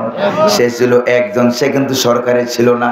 এরপরেও নিজে দৌড়ে এসে কেমনে প্রতিবাদ করে, তার প্রতিবাদটা আমার আল্লাহর কাছে এত ভালো লেগেছে। কিভাবে এসেছে, কিভাবে দৌড় দিয়েছে, কিভাবে নবীদেরকে রক্ষা করার জন্য জীবন বাজি রেখে হাজির হয়ে গেছে, তার ওই কথাটা আল্লাহ পাক কোরআনুল কারিমে সূরা ইয়াসিনের মতো সূরার ভিতরে উঠিয়ে দিলেন। এমন ভাবে দৌড় মারলো, ওয়াজা মিন আকসাল মাদিনাতি রাজুলুন ইয়াসা ক্বালা ইয়া কওমি ইত্তাবিউল মুরসালিন। আল্লাহু আকবার বলেন না? শহরের প্রান্ত থেকে, উপকণ্ঠ থেকে এই লোকটা দৌড়ে এলো। দৌড়ে এসে তাফসীরের ভিতরে আছে, লোকটা এমন জোরে দৌড় মেরেছে যার থেকে ভালো জোরে দৌড় আর তার কাছে ছিল না। এমন ভাবে জোরে দৌড়ে এসেছে। দৌড়ে এসে দেখে এক পাশে 3 জন নবী দাঁড়িয়ে আছে, আরেক পাশে গোটা দেশ, গোটা সরকার আরেক পাশে। এবার সে সরকারের পক্ষ না নিয়া, সরকারের দালালি না করে, ঠিক কিনা কোন? একটা সাধারণ মানুষ কাঠুরিয়া বেচারা নবীদের বিরুদ্ধে গিয়া সরকারের পক্ষে দালালি করে নাই, জালেমের দালাল হয় নাই, নবীদেরকে কিভাবে সহযোগিতা করেছে দেখেন। আর বর্তমান জমানায় ইসলামের বিরুদ্ধে অবস্থান নিয়া কাফের বেদিন জালেমের পক্ষে থেকে দালালি করে এরকম লেবাস সুরতি আলেমও আছে নাকি না? জোরে কন্যা আছে নাকি না? কিন্তু কোরআনের পাখি যারা, তারা কখনো জালেমের সাথে আপোষ করে না। প্রিয় ভাইরা আমার, প্রিয় ভাইরা আমার, শুনতেছেন নাকি আপনারা? কোনো অসুবিধা হইতেছে মনে হয়? আর বেশি না, অল্প কিছুক্ষণ সময় কথা বলবো ইনশাআল্লাহ। প্রিয় ভাইরা আমার, এরপরে কি হলো দেখেন, এই লোকটা এসে দেখেন 3 জন পয়গাম্বর এক পাশে, আর গোটা দেশ এক পাশে, জালিম শাসকরা এক পাশে দাঁড়িয়েছে, গালাগাল করতেছে, তাদেরকে হুমকি ধমকি দিচ্ছে। এই সময় ওই কাটুরিয়া বেচারা গরিব মানুষ না ধনী মানুষ? কয়জন? সাহসটা কত বড় দেখেন, কলিজাটা কত বড়। ঈমান যাদের ভিতরে থাকে তাদের কলিজা আল্লাহ পাক বড় বানায় দেয়। আল্লাহু আকবার বলেন। একজন মানুষ একটা দেশের বিরুদ্ধে কেমনে দাঁড়িয়ে গেছে দেখেন, আল্লাহু আকবার বলেন। আর আমার দেশে কিছু পাগল ছাগল মৌলবি আছে, তারা ফতুয়া দেয় বিরোধী দলে থাকলে নাকি প্রতিবাদ করার কোনো সুযোগ ইসলামে। নাউজুবিল্লাহ কবেন না, আর জোরে বলবেন না নাউজুবিল্লাহ। তখন আমি ওই মৌলবীদেরকে একবার বলছিলাম, তোমার বাপের বিরুদ্ধে কেউ মামলা দিলে প্রতিবাদ আছে নাকি নাই? কই যে আছে। তোমার ধন সম্পদ ছিনিয়ে নিলে প্রতিবাদ আছে নাকি নাই? উল্টা মামলা আছে নাকি নাই? কই যে সব আছে। তা আমি বললাম, তোমার বাবা, তোমার 14 গোষ্ঠী, তোমার দাদা, তোমার নানা, তোমার ধন সম্পদ যা সব থেকে বেশি মর্যাদাবান, মর্যাদার অধিকারী, হক পাওয়ার অধিকারী হলো ইসলাম। জোরে বলেন ঠিক কিনা? প্রিয় ভাইরা আমার, সেই লোকটা এবার আসলো, আইসা 3টা কথা বলছে। জোরে বলেন না কয়টা? এই কাঠমিস্ত্রি গরিব কাঠুরিয়ার কথাগুলো আল্লাহ তাআলার কাছে এত ভালো লেগেছে, আল্লাহ পাক এগুলিকে ডাইরেক্ট কোরআনুল কারীমের আয়াত বানিয়ে নাজিল করেছেন। সুবহানাল্লাহ। 1 নম্বরে বলল, ইয়া কওমি, ও আমার জাতির লোকেরা। দেখেন সরকারকে কি বলে, ইয়া কওমি, ও আমার জাতির লোকেরা, ইত্তাবিউল মুরসালিন, নবীদেরকে অনুসরণ করো। আল্লাহু আকবার বলো। নবীদের অনুসরণ করো, নবীদের প্রতি ঈমান আনো, দ্বীন মানো, ইসলাম মানো, নবীদেরকে অনুসরণ করো। তাহলে আল্লাহ রাব্বুল আলামিন তোমাদেরকে দুনিয়ার শান্তি আর পরকালের মুক্তির ব্যবস্থা করে দিবেন। নবীদের প্রতি ঈমান আনো, ভালো মানুষের কথা শ্রবণ করো। আল্লাহু আকবার বলেন। কেন মানবা নবীদের কথা? কেন মানবা? ইত্তাবিউ মান লা ইয়াসআলুকুম আজরান ওয়া হুম মুহতাদুন। কারণ নবীদের কথা এই জন্য মানবা, কারণ পয়গাম্বররা নিজের খায়ে নিজের পরে দাওয়াত দেয়, দাওয়াতের বিনিময়ে তোমাদের কাছে একটা পয়সাও চায় না। আল্লাহু আকবার বলেন। দাওয়াতের কোনো বিনিময় একটা পয়সাও চায় না। আর এখন একটু ইন্টারনেট দিয়া, একটু ইউটিউব দিয়া, ঠিক না, একটু ফেসবুক দিয়া একটু ভাইরাল হয়েছে। কি হয়েছে? ভাইরাল হয়ে গেছে। বড় বড় বক্তা আছে, এরকম আছে নাকি নাই? ভাইরাল হয়ে গেছে। যেই মাত্র ভাইরাল হয়ে গেল, সবাই চিনে, সবাই তার নাম জানে, সবাই তারে চিনে। এবার ভাইরাল হওয়ার কারণে এবার তারে ভাইরাসে আক্রমণ করছে। কিসে? ভাইরাসে আক্রমণ করছে। এবার হুজুর কত বছর আসছিলাম, যা মন চায় তা দিছিলেন। এবার কিন্তু আগের মতো চাক্কা ঘুরে না, এবার চাক্কার দাম বাড়তি, অনেক বেশি। এবার 70,000, 80,000, 1 লাখের কমে এবার গাড়ির চাক্কা ঘুরে না। এরকম মৌলবি আমার দেশে আছে নাকি নাই? যেরকম না আছে নাকি নাই? তবে যাকে অনুসরণ করে বক্তা হয়েছে, কোরআনের পাখি, কোরআনের পাখি শহীদ আল্লামা দেলোয়ার হোসেন সাইদি রাহিমাহুল্লাহ, উনি জীবনে কারো কাছ থেকে চাই না চাইয়া নিছেন? না। 1 পয়সা চাইয়া নিছেন? গাড়ি ভাড়া চাইয়া নিয়েছেন? কারণ নবীরা পয়গাম্বররা একটা পয়সাও কারো কাছে চায় না। চায় কার কাছে? জোরে বলেন না, চায় কার কাছে? আল্লাহ পাকের কাছে। নবীদের কথা এই জন্য মানবা, কারণ নবীরা একটা টাকাও চায় না, দাওয়াতের কোনো বিনিময় চায় না। লা ইয়াসআলুকুম আজরা, আজরা বলা হয় তাফসীরের ভিতরে আছে, আজরুন বলা হয় দুনিয়াবি বিনিময়কে বলা হয় আজরুন। এজন্য নবীদের ক্ষেত্রে আপনারা দেখবেন ইন আজরি ইল্লা আলাল্লাহ আছে কিনা কোরআনে। আবার লা ইয়াসআলুকুম আজরা, সব জায়গায় আজর শব্দ ব্যবহার করা হয়েছে। আজর মানে হলো দুনিয়াবি প্রতিদান। দুনিয়াবি কোনো প্রতিদান কোনো মানুষের কাছে নবীরা চায় নাই।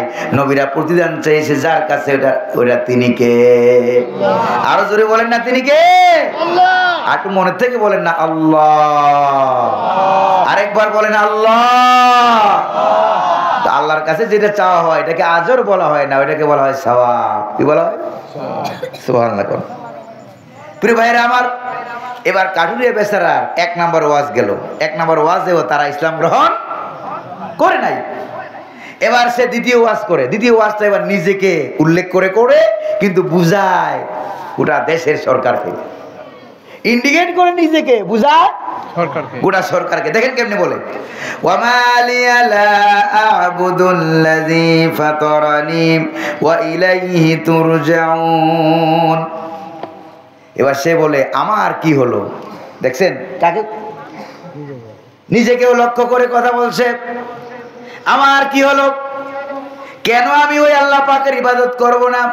আল্লাযী ফাতারানি, যিনি আমাকে সৃষ্টি করেছেন, যিনি আমাকে সৃষ্টি করেছেন তিনি কে? ওই আল্লাহকে কেন মানবো না? ওয়া ইলাইহি তুরজাউন, মৃত্যুর পর তোমাদের সকলকেই ওই আল্লাহর দিকেই ফিরে যেতে হবে। কেন আমার কি হলো যে আল্লাহ আমাকে সৃষ্টি করলেন, যে আল্লাহর কাছে ফিরে যাওয়া লাগবে, ওই আল্লাহকে আমি কেন মানবো না? আল্লাহু আকবার বলেন। এই কথা যখন কাটুরিয়া বেচারা বলেছে, এতক্ষণ তো সে তার সে যে মুসলমান হয়ে গেছে এটা কিন্তু এতক্ষণ প্রকাশ পায় নাই, সে নিজেও প্রকাশ করে নাই। যদি বলেন ঠিক না? আর 2-3টা আয়াত আছে প্রিয় ভাইরা, সেগুলো কি বলবো না এখন শেষ করে দেব? দেখেন এতক্ষণ নিজেও প্রকাশ করে নাই, প্রকাশও পায় নাই। এবার যখন সে বলল আমার কি হলো যে আল্লাহ আমাকে সৃষ্টি করলেন, মরার পরে যে আল্লাহর কাছে যাওয়া লাগবে, সে আল্লাহকে আমি কেন মানবো না? এই কথা বলার পর ওই রাষ্ট্রশক্তি যারা ছিল ওরা কি আর বুঝতে বাকি আছে সে নবীদের দলের, সে রাজাকার গ্রুপের, সে রক্কারা গ্রুপের, বুঝতে কি আর বাকি আছে? জোরে কন্যা বাকি আছে নাকি?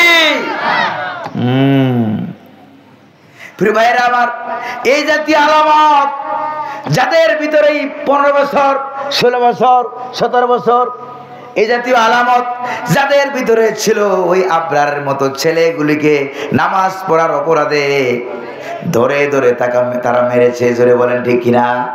কই যে নামাজ পড়ে মসজিদে যায়, কই সে শিবির, তারা দৌড় তাকে মেরে ফেলছে। জোরে বলেন ঠিক কিনা? আচ্ছা আপনারা বলেন তো, নামাজ পড়া এটা কি শুধু সরমনের বিশ্ব হুজুরের কাজ? নামাজ পড়া এটা কি শুধু জামাত ইসলামের কাজ? নামাজ পড়া এটা কি শুধু সারসিনার বিশ্ব হুজুরের কাজ?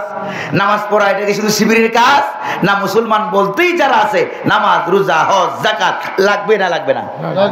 লাগবে নাকি লাগবে না?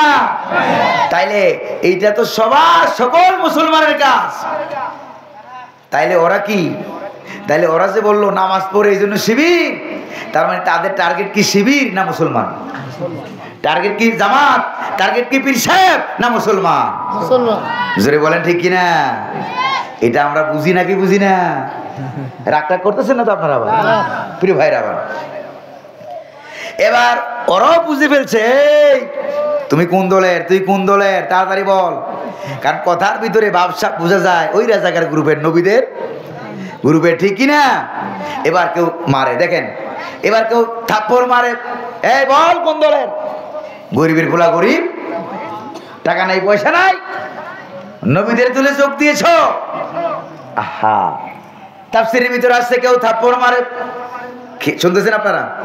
কেউ হাত দিয়ে মারে, কেউ পা দিয়ে মারে, কেউ গালি দেয়, কেউ থাপ্পড় মারে, কেউ থুতু মারে। কোন দলের বলো? এবার মায়ের খেয়ে ওই কাটুরিয়া বেচারা গরিব মানুষ মায়ের খাওয়ার পর সে কি বলে দেখেন। মায়ের খাওয়ার পর সে বলতেছে আমার পরিচয় যেহেতু তোমরা জানতে চেয়েছো আমি কোন দলের, তাহলে আমার পরিচয় শোনো। ইন্নী আমানতু বিরাব্বিকুম ফাসমাউন। শুনে নাও, নিশ্চয়ই আমি তোমাদের রব আল্লাহ পাকের প্রতি আমি ঈমান এনেছি। ফাসমাউন আয় ফাসমাউনি, আমাকে ভালো করে চিনো, ভালো করে শোনো, আমার পরিচয় বুঝে নাও, আমি একজন মুসলমান। সুবহানাল্লাহ, আল্লাহু আকবার বলেন। আমি একজন মুসলমান। ওয়াকালা ইন্নানি মিনাল মুসলিমিন, আমি একজন মুসলমান। আমি দাওয়াত দিই কার দিকে? এতক্ষণ তো আমি তোমাদেরকে আল্লাহর দিকে দাওয়াত দিলাম, এটাই তো মুসলমানের কাজ। এবার সে যখন ডাইরেক্ট পরিচয় দিয়ে দিল, এবার মায়ের খাওয়া আগের থেকে বাড়বে না কমবে? বাড়বে না কমবে? হ্যাঁ, আগে তো সন্দেহমূলক মেরেছে, এবার ডাইরেক্ট মারতেছে। এরকম মারা বুঝে আমার দেশে মারে টারে নাই, এরকম মারা আমার দেশে মারে নাই। জেলখানায় নিয়া, রিমান্ডে নিয়া, আয়নাগরে নিয়া, অন্ধকার কুটিরে নিয়া, বন জঙ্গলে নিয়া এমন মারা মেরেছে ওরা মনে করেছিল যাদেরকে মারতেছে এরা আর জীবনে দুনিয়াতে পরিচয় দিতে পারবে না, ক্ষমতায় আসতে পারবে না। আল্লাহ পাকের ওয়াদা দেখেন, আল্লাহ পাক কি বলেন সূরা বনী ইসরাইলে। আল্লাহ রাব্বুল আলামিন বলেন, وَمَنْ قُتِلَ مَظْلُومًا فَقَدْ جَعَلْنَا لِوَلِيِّهِ سُلْطَانًا।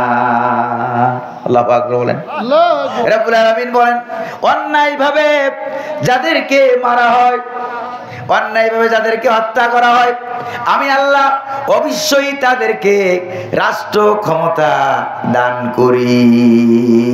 আল্লাহু আকবার বলেন। অন্যায় জুলুম যাদের উপরে করা হয়, আল্লাহর ওয়াদা শুনেন, আমি তাদেরকে রাষ্ট্র ক্ষমতা দান করি। তার কিছু নমুনা বোধহয় নাই, তার কিছু আলামত বর্তমানে আছে নাকি নাই? যে যাই বলুক কারো কথা শুনবেন না। ইসলাম আছে যেখানে আমরা আছি, কোরআন আছে যেখানে আমরা আছি, সেখানে রাজি আছেন? আল্লাহ, রসুল, ইসলাম, কোরআন, সুন্নাহ যেখানে, ভালো ভালো মানুষ যেখানে আমরা আছি, সেখানে আমরা কখনো ইসলাম বিরোধী কোন দলের সাথে, কোন সাদাবাদের সাথে, কোন জালেমদের সাথে মুসলমানের কোন সম্পর্ক থাকতে পারে? আছে? আছে যেরকম না আছে? যদি রাখেন সম্পর্ক, যদি তাদেরকে সাহায্য করেন, জালেমদেরকে সাহায্য করেন, সহযোগিতা করেন, তাহলে আপনার হাসর হবে জালেমের সাথে।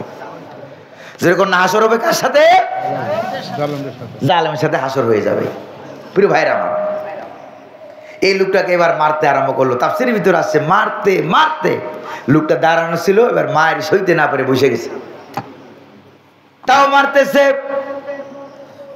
এবার হাবিবে নাজ্জার কাটুরিয়া বেচারা সইতে পারে নাই, বেচারা শুয়ে গেছে। আগে ছিল বসা, এবার গেছে শুয়া। শোয়ার পরে তাকে তারা মেরেছে, সে একবারে শুয়ে পড়েছে। তারা মনে মনে ভেবেছে লোকটা মনে মারা গেছে। এবার কিছু লোক তার লাশের উপরে দাঁড়াইয়া নৃত্য করতেছে, নাচতেছে। এটাও তো বর্তমান যুগে ছিল কি ছিল না? আছে নাকি নাই? আছে কিনা? তার লাশের উপরে উঠে নাচতেছে। তাফসীরে দুরুল মানসুরের ভিতরে আছে এই ঘটনাটা। তাফসীরে দুরুল মানসুরের ভিতরে যেভাবে আছে, এইভাবে অন্য কোনো তাফসীর আমি পাই নাই।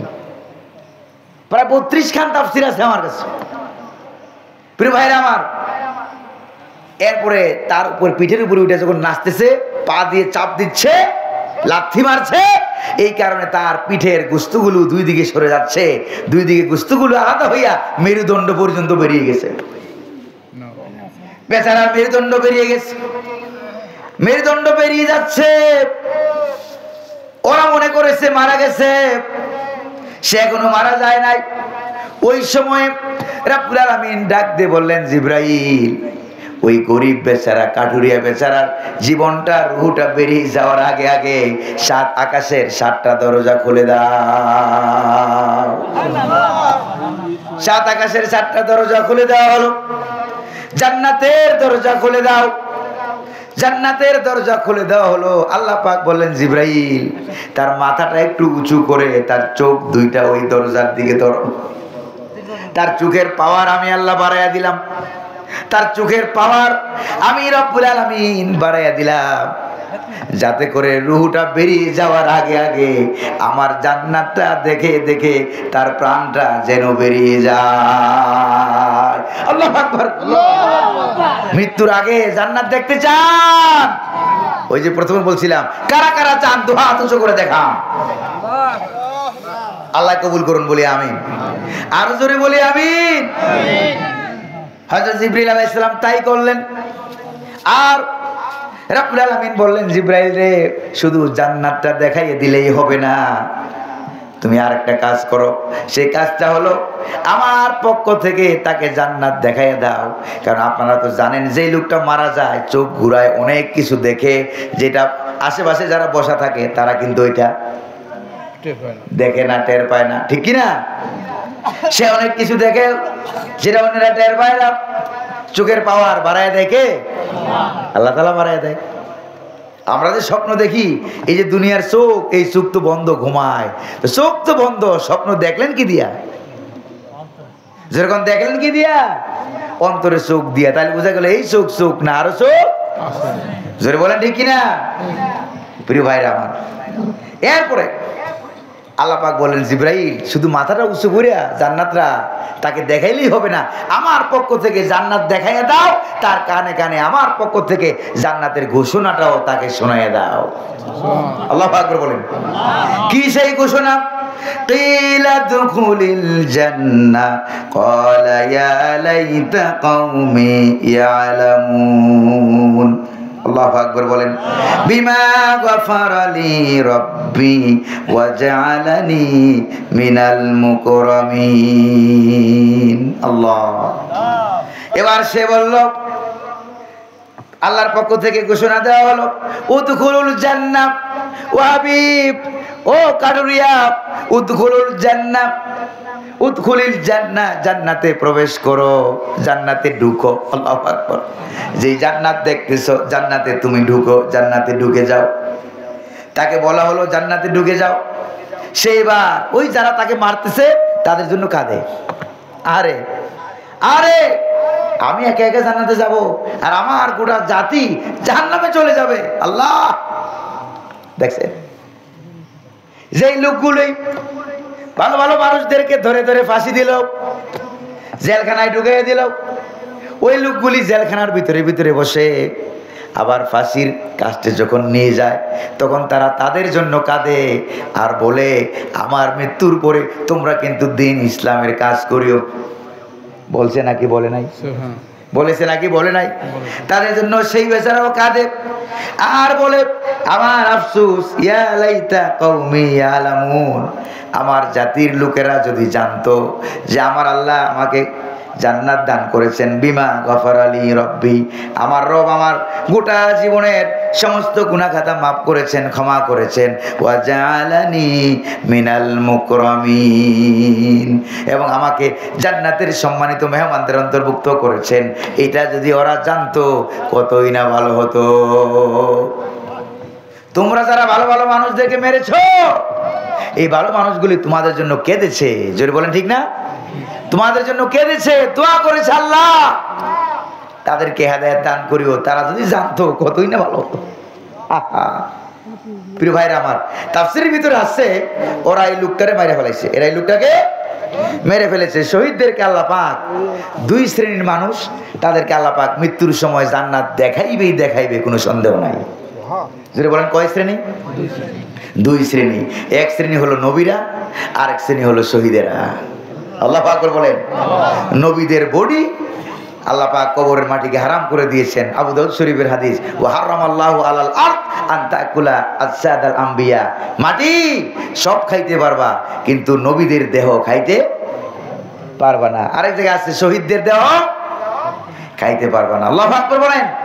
এর বাইরেও কিছু ব্যতিক্রম আছে। প্রিয় ভাইরা আমার, এই যে তারা তিনজন পয়গম্বরকে তারা মেরে ফেললো, এই ভালো একজন লোক ছিল, গোটা দেশের বিরুদ্ধে একটা লোক দাঁড়িয়ে গেছে। আল্লাহু আকবার বলেন। এরকম আমার দেশের যুবক যুবকেরা যখন গোটা দেশের বিরুদ্ধে, সরকারের বিরুদ্ধে, ইন্ডিয়ান বাহিনী, পুলিশ বাহিনী, আর্মি বাহিনী, বিজিবি বাহিনী, সব বাহিনীর বিরুদ্ধে যখন দাঁড়িয়ে গিয়েছে, আল্লাহ পাকের রহমত আকাশ থেকে নাজিল হওয়া শুরু হয়ে গেছে। জালেমরা ক্ষমতায় টিকে থাকতে যেরকম না পারছে, ওদের কাছে অস্ত্রের অভাব নাই। আর ছাত্র সমাজ নামলো রাস্তায়, তাদের কাছে একটা অস্ত্র নাই, তাদের কাছে একটা অস্ত্র নাই। বরকত দিল কে? যেরকম রহমত দিল কে? আল্লাহ সুবহানাহু ওয়া তাআলা। প্রিয় ভাইরা আমার, আর একটা আয়াত আছে, কয়টা? তারা নবীদেরকে মেরে ফেললো, ভালো মানুষকে মেরে ফেললো, এবার আল্লাহ তাআলা রাগ করে নাই? আল্লাহর কষ্ট হয়েছে নাকি হয় নাই? আল্লাহ পাক যখন রাগ করলেন, মাত্র একজন ফেরেশতা পাঠিয়ে দিলেন, জিব্রাইল জলদি করে যাও, যে ওই এলাকাবাসীর পক্ষ থেকে এক রিঅ্যাকশন নাও। কি অ্যাকশন? কি অ্যাকশন? রিঅ্যাকশন নাও। কিভাবে আল্লাহ পাক পাঠিয়ে দিলেন, ওয়ামা আনজালনা আলা কওমিহি মিন বাদিহি মিন জুনদিম মিনাস সামাই ওয়ামা কুন্না মুনজিলিন। আল্লাহ পাক বলেন, সেই অ্যান্টাকিয়াবাসী নবীদেরকে হত্যা করে ফেললো, ওই ভালো মানুষটাকেও তারা মেরে ফেললো, পিটাইয়া পিটাইয়া, পাথরে আঘাতে আঘাতে মেরে ফেললো। আমি রব্বুল আলামিন তাদেরকে শায়েস্তা করার জন্য, শাস্তি দেওয়ার জন্য আকাশ থেকে দলে দলে ফেরেশতা পাঠানো প্রয়োজন মনে করি নাই। প্রয়োজন মনে করি নাই। শুধুমাত্র একজন ফেরেশতা পাঠাইছি, তার নাম হযরত জিবরাইল। আল্লাহু আকবার। কয়জন ফেরেশতা? একজন ফেরেশতা। এই ফেরেশতা যখন আপন সুরতে বড় হয়, তখন গোটা দুনিয়ার চাইতে আরো বড় হইতে পারে। যেরকম আল্লাহু আকবার। আবার ছোটও হইতে পারে। আপনারা বুঝেন না ফেরেশতার মানেটা কি? এমন একজন ফেরেশতা আছে, একবার ফু দিবে সিংহায়, আর 7 আকাশ 7 জমিন ভেঙে চুরমার হয়ে যাবে। আল্লাহু আকবার বলেন। এবার বুঝেন ফেরেশতার শক্তি কতদূর? শক্তি আছে নাকি নাই? প্রিয় ভাইরা আমার, আল্লাহ পাক বলেন, হাবিবে নাজ্জারে যারা হত্যা করলো, নবীদেরকে যারা হত্যা করলো, অপমান অপদস্থ যারা করেছে, তাদেরকে শায়েস্তা করার জন্য আকাশ থেকে আমি দলে দলে ফেরেশতা পাঠাই নাই, মাত্র একজন ফেরেশতা পাঠাইছি। ওই ফেরেশতার নাম কি? জিবরাইল। নাম কি? একজন ফেরেশতা পাঠাইছি। এই ফেরেশতা এসে একটা কাম করছে। কয়টা কাম করেছে? একটা কাম করেছে। ওয়া শেষ। একটা কাম। কি কাজ? ইন কানাত ইল্লা সাইহাতাও ওয়াহিদা ফাইযা হুম খামিদুন। আল্লাহ পাক বলেন, ওই ফেরেশতা এসে একবার মাত্র একটা আওয়াজ করেছে। কয়বার? জোরে বলেন না, কয়বার? একবার মাত্র একটা ফেরেশতা হাউ করে একটা আওয়াজ করেছে। আওয়াজ করার সঙ্গে সঙ্গে ফাইজা হুম খামিদুন, ওই এলাকার এন্ড্রাকিয়া শহরের সবগুলো কাফের, বেদিন, এমপি, মন্ত্রী, সরকার, প্রেসিডেন্ট যা ছিল সবগুলি এক আওয়াজের কারণে কানের পর্দা ফেটে গিয়া, তারপরে হার্ট অ্যাটাক করে সবগুলো এখানে মরে চিৎপটাং হয়ে গেছে। আল্লাহু আকবার বলেন। যেরকম আল্লাহু আকবার।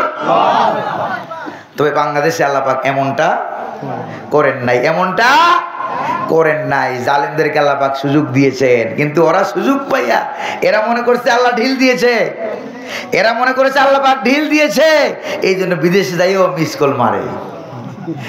ঠিক কিনা? কি মারে? বিদেশে যাইও মিস কল মারে। কিন্তু আল্লাহ যে সুযোগ দিয়েছে, ফিরে আয়। কি কর? ফিরে আয়, ইসলাম গ্রহণ করো, কালেমা গ্রহণ করো, ফিরে আসো। দুনিয়াতে ফাঁসি হইলো, পরকালে যাতে মুক্তি পাইতে পারো। জোরে বলেন ঠিক না? আর জোরে বলেন ঠিক না?